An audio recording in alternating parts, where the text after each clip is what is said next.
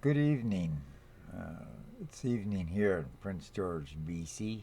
Welcome to my channel, Ken's Hobbies. I haven't posted a video for quite some time here, so it's a little warmer now. It's been so cold here that I basically did like the bears. I went in hibernation for the last 2 weeks. And I haven't been doing very much of anything. So I thought, well, it better give some kind of content here. So I put together a clip here from the BC Aviation Museum that handed out awards to all those people that were involved in the making of the Martin Mars happen to get to the museum. So I hope you enjoy this.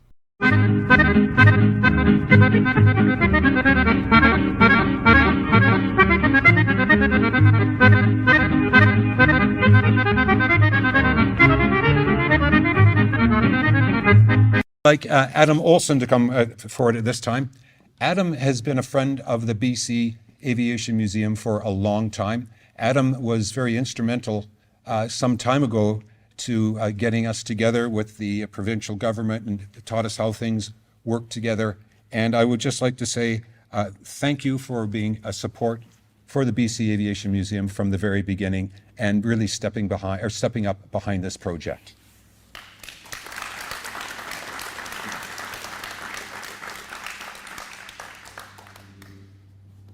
So once again, we have a very special award here, a certificate designed in-house here by our graphic artist and really extraordinary illustrator, Mr. Ken Stacy.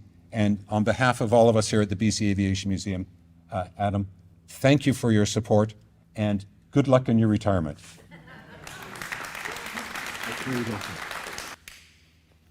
Well, this is pretty cool.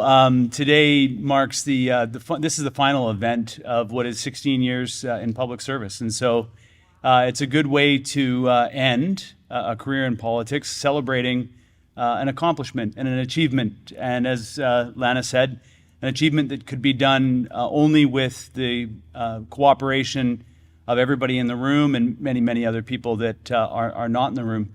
I really appreciate that this plane is still here for us to be able to go to government the second time and to a minister that was very receptive. Lana, I appreciated the time that we spent with each other, both in and out of government, and I'll miss those times, but I appreciate how quickly you caught on to the importance of this aircraft and the importance of this aircraft to this facility and this museum for now and for the future. And Lana really saw that. And so I raise my hands to you. I'll say every year that there would be a wildfire, people like Lana and I would start to get emails. And the emails would be, why aren't those Martin Mars up in the air fighting that wildfire? And the wildfire could be anywhere in BC. And the answer for many, many thousands of British Columbians was the Martin Mars water bomber. And so this will help us, our political colleagues, not have to answer that question anymore because even though it can still fly, it's now a part of a museum. And so we'll have a very simple answer for that. And I really appreciate that we are here having this conversation and that this aircraft is the place that it belongs, the place that it should be retired, where it served us so well. It served the work that it needed to do in our wildfires and in our forests. And now people from British Columbia and around the world can come and check it out. And it's a pretty awesome aircraft. So I'm really glad that it is here. Congratulations, Steve, and to the whole team and to everybody who got behind and made this happen. It's a collective effort, and I raise my hands to you in gratitude for this. Thank you. Thank you, Adam. It's a framing. It will, yeah. It'll be on my wall. Thank you. John is an original Save the Mars team member, has once again worked tirelessly on this project. John is an engineer. He's also an oceanographer. And he was a standout during our critical phase of drawing dewatering the aircraft on the Coast Guard base, where he made many new friends, I understand. John has been critical as a critical member of this team. And John, really, it was largely through your efforts that it has become a success. So on behalf of the museum, I'd like to present you with this an original certificate of appreciation, suitable for framing, sir. Thank you, Steve.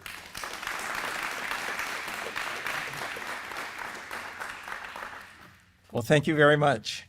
One of the things that was in our contract with Colson Aviation was that we were to provide a buoy by the Coast Guard station there so that they could taxi in. And up till the last working day before the arrival, I did not have a buoy in the water. And I was rather concerned because Peter Killen, the pilot, was wanting to know where he was going to taxi to. And I said, don't worry, I'll get a buoy in there. And I used my military style, unless otherwise directed, I intend to drop a buoy at such and such lat long. And then I didn't hear anything back. So the buoy went in.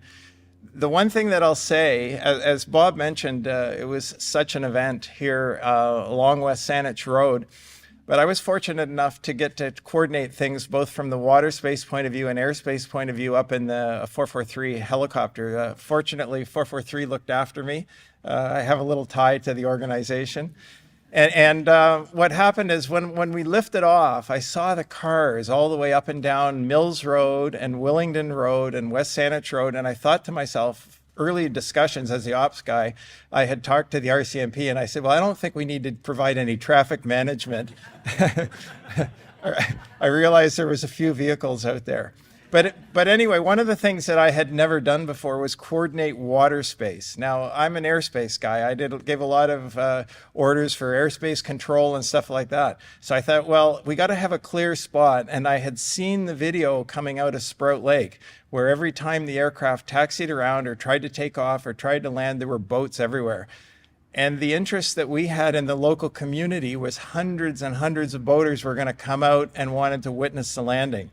So I created a water space management plan, and with the support, as Steve mentioned earlier, of RCM SAR, RCMP, Coast Guard. I mean, I had 11 boats out there.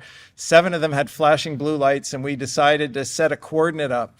I had no idea whether this was going to work. I issued the notice to mariners, but most mariners don't read notice to mariners. And we lifted off, and I looked, and it was an absolute perfect square out there. And then when the Mars formed up with the snowbirds coming over Crofton, I realized that the actual water space plan would work. So it was one of those things where you get a chance to do something like this. The people, when as we were landing in the aircraft, there were just people everywhere, and they were so supportive. Every single person that I spoke to was so positive of what all the people did, and it was a real team effort, as Bob mentioned. So thank you very much. Lana Popham, the Minister of Tourism, Arts, Culture and Sport, has been involved in the Save the Mars team project for a long time and has been a wonderful support to the BC Aviation Museum. She was instrumental in getting the $250,000 grant that allowed us to finalize our deal for the Martin Mars. So, Lana, thank you very much. And please, on behalf of the BC Aviation, if you would accept this award, special certificate with our full appreciation. Thank you so much. Hello, everybody. Wow, this is a moment that we've been waiting for quite a while, and we keep having these moments. Every time we get together around this plane, we say, this is the moment we've been waiting for. So I feel so honored to be here. And let me just say that I would like to extend my deepest gratitude to the leadership of the BC Aviation Museum and Colson Aviation for all the steps that were taken along the way to get us here. I'd also like to acknowledge my colleague, my retiring colleague, MLA Adam Olson, for also bringing us together at an important point. So thank you, Adam. As we just heard, there is a ton of people that played critical roles in getting us here. There's volunteers and just stalwart supporters. A lot of people have given a lot of time, their own personal time, and their generosity of spirit to get us here. There has been incredible passion and dedication, and we've really rallied behind a cause, and the cause was to get this baby home. So I just feel very honored to have been given an award. I don't feel like I deserve it. I feel like I was part of the pack, and so, but thank you. I feel really honored for that. I would like Bob Saunders, please, to come up.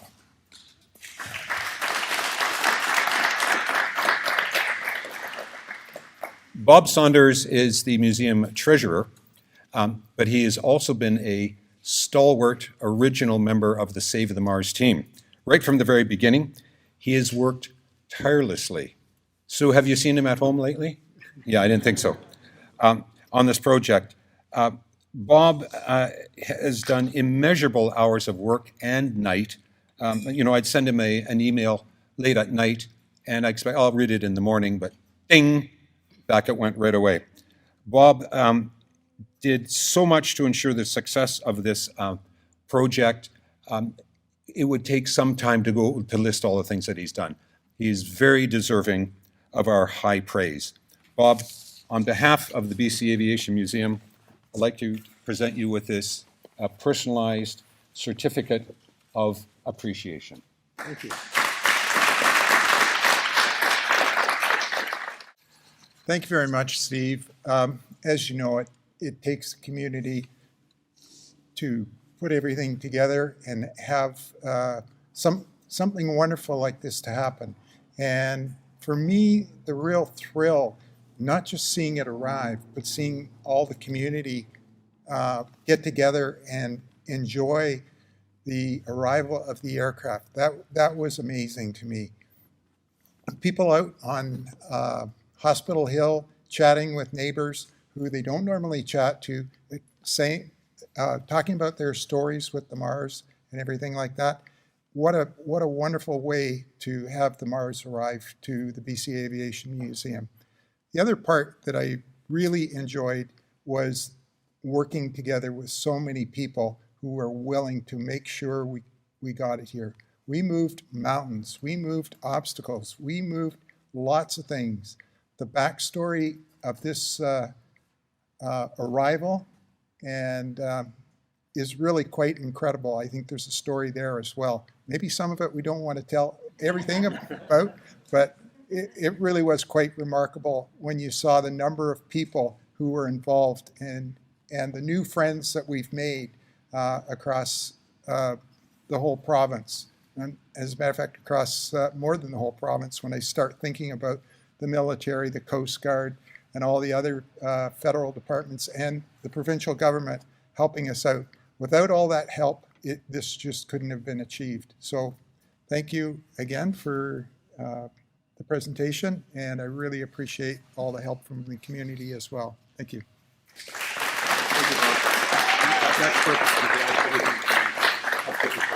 Richard has been our Save the Mars team leader from the very beginning. No single person has done more to build the vision and enthusiasm for this project. Richard has spent thousands of hours, usually long into the night, to ensure that the project stayed on track operationally and financially. It is no overstatement to say that without Richard, the Hawaii Mars would not be here at BCAM today. Here, I'd like to present you with this certificate of appreciation for all that you have done to get the Mars up. Thank you very much.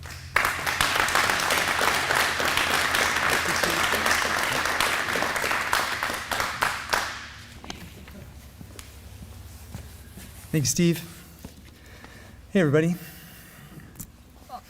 Incorrectly, sometimes I think I love the Mars the most. But Wayne and Britt, you have some big bills that you've paid the last few months that I know you guys, you love it more. And thank you for putting your trust in a karate kid like me to come out of nowhere and try and pull a team together. You guys were amazing, how you took care of your company and led your way. And the fact you opened up the aircraft to the community up in Sprout Lake and for Port Alberni, that was a really big thing. You didn't have to do that, and you did. And you also helped build some trust. I know that Port Alberni was a little cautious about the aircraft leaving town, but you helped build that trust to think that it's coming to the right place. So you guys deserve a lot of credit, and I really thank you. You know, that was amazing. Absolutely. Lana, I'm really glad that when you saw all the smoke I create from my locomotion, there was actually an engine inside. And to see that right away and get your support and get all the people in your world behind it, that was incredible. And that to happen so fast. And your staff called me week by week just to see where we're at. And that was awesome. So again, thank you as well. You know, absolutely.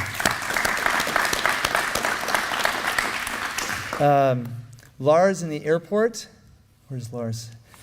You guys are an absolute model of people who read the room. You know, you guys read the room, and you still do. Even dealing with the airport 5 a.m. on Wednesday to get the stairs over there. You guys are incredible how you pulled it all together. And yeah, I hope we can do some other cool projects like this. So yeah, thank you. The whole organization was just incredible. So I really appreciate that. Yeah, absolutely. The magician in the room, Tim Nickel. You asked him and I asked Jeremy, the boss, like, so how actually difficult is this for you guys on a scale of 1 to 10? And they're like, it's a 5.5. I'm like, but we only have 3 inches. He's like, well, you have 2 extra. But I pulled the rope too, and this man is a master professional and really incredible, and we're really grateful. To the original team of the Mars, to all you guys, to everyone here at the museum, I really appreciate how much you put your trust in me. And the Times called this flyover and arrival the feel-good event of the year. Czech TV News called it the feel-good event of the century. Vintage Aviation News said it is the aircraft feel-good event of the globe. Yeah, and we heard, Gary, you said that too, right? Oh, wow. You know, when you look at the Mars, you see like it's an engineering marvel and a work of art. It's built at a time when things were built to last and look good doing it, right? And you know, designed in the 30s, as Wayne just said, created in the 40s, life service down south for 10 years and up here for 55 years. It's like the Stanley Cup. We don't think of the Stanley Cup as a relic. We think of the Stanley Cup as a vessel of emotion. It's a world icon. It comes with a cultural history and a passion. When you heard the Mars, you felt safe, and when you saw it, you feel hope. If you were in the aviation community here on the island, it was the pinnacle of where to work. You asked so many of our volunteers who worked for your company, that was the thing they really, really wanted to get to. Well, if you ask Murray Palmer, he still flew it too low and knocked the trees over and dropped the water. That was the pinnacle, was what to do. When we look at that aircraft, we were going into history, and the whole goal of saving it was so people could go inside and explore it and think about it. You know, there's so much to be learned that we now have it here. But as you know, that day when we came to see you, Bob and Mac and myself, it was incredible that you connected with us right away. As Mac said, people come for the planes, but they stay for the stories. And then, in this case, they stay for the community. And so I'm so happy to see that it's safe here inside the Victoria Airport fence, and that this is just the beginning. I feel like I'm like the coach of an amazing team. We won nationals, we won worlds, we got to the Olympic qualifier, we made it into the Olympics, and it's here on March 27th, and before that, and I think you can all say that, very few people knew the Aviation Museum existed. Even though it's been here since 1988, I came here when it opened. I've been a lifelong member coming here. But from March 28th onwards, the city of Victoria, the town of Sydney, the district of Saanich, everybody, we are so proud to have the Aviation Museum here. It's always been the right place to take the aircraft. So thank you very much. I appreciate it. Wayne Coulson, come on down.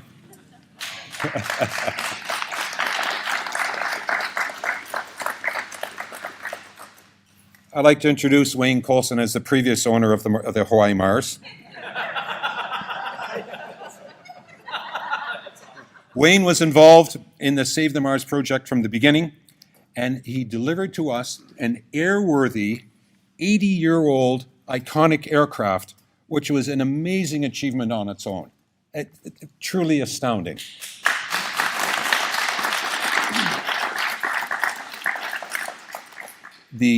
You and your entire team and company up there have pulled off an amazing, amazing coup getting it here, and the entire province celebrates your donation.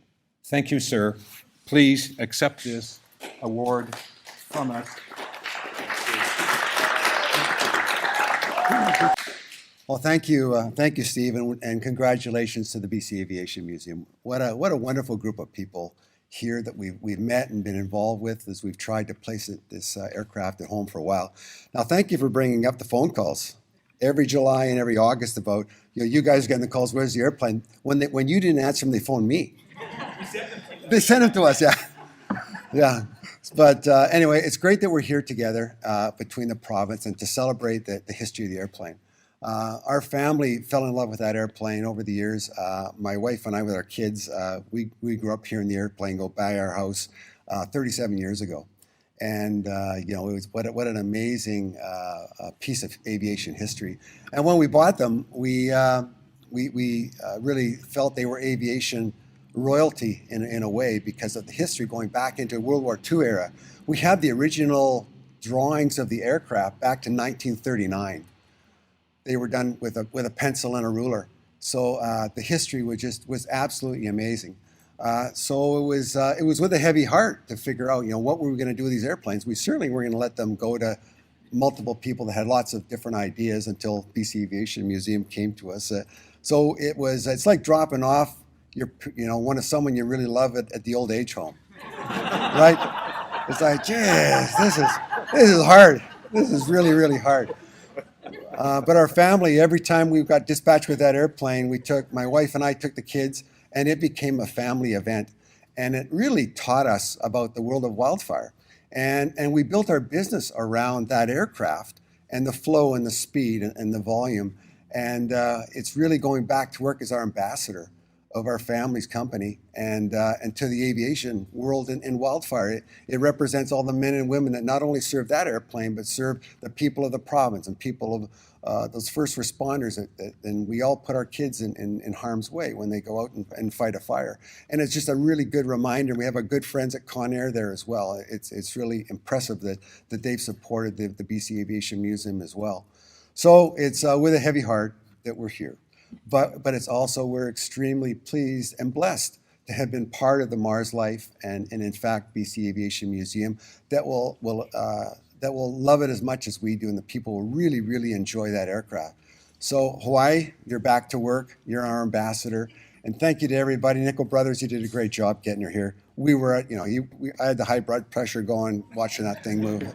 But our teams did a wonderful job. But to everybody, thank you so much. And congratulations to the BC Aviation Museum, and thank you to the province of British Columbia for all their support. Thank you. I would like to ask Tim Nickel to come forward, please. Tim Nickel from Nickel Brothers is one of the most impressive people I have ever met in my life.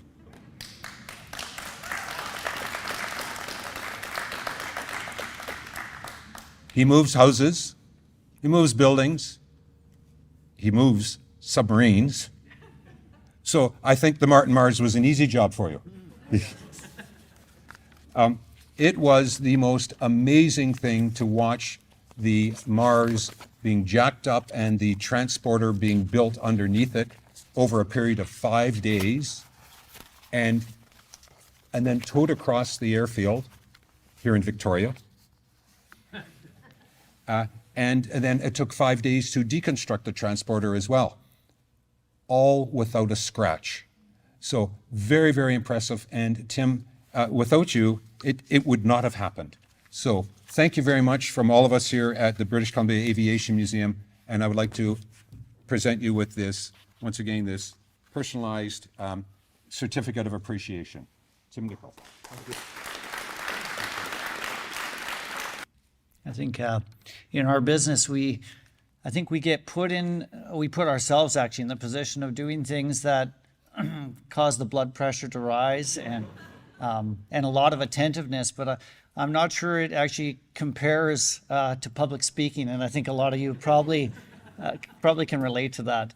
I do want to take a moment. I think I gave a lot of thought, and actually I had a good moment yesterday to come and kind of finish up some of the jacking and final touches on the Mars. And I think the part that I love the most, in that I have to kind of deflect and back to the team that we worked with, to be able to encounter them yesterday, to be able to encounter the team throughout the last few weeks. I realized that there's so much strength within the entire group, those mentioned, those that we didn't have time to mention. And it's an honor, because I think strength is gained through stress, but it's also gained and caught by the people that you work with in those stressful situations or in those challenging situations. So I'm very grateful for the team, grateful for all those that continue to say, yes, it can be done when it was challenging. And I'm grateful for those that brought a caution to the process as well and caused us to have to strive for a higher level. So thank you very much for the trust and for the camaraderie that we had in the project. Thank you.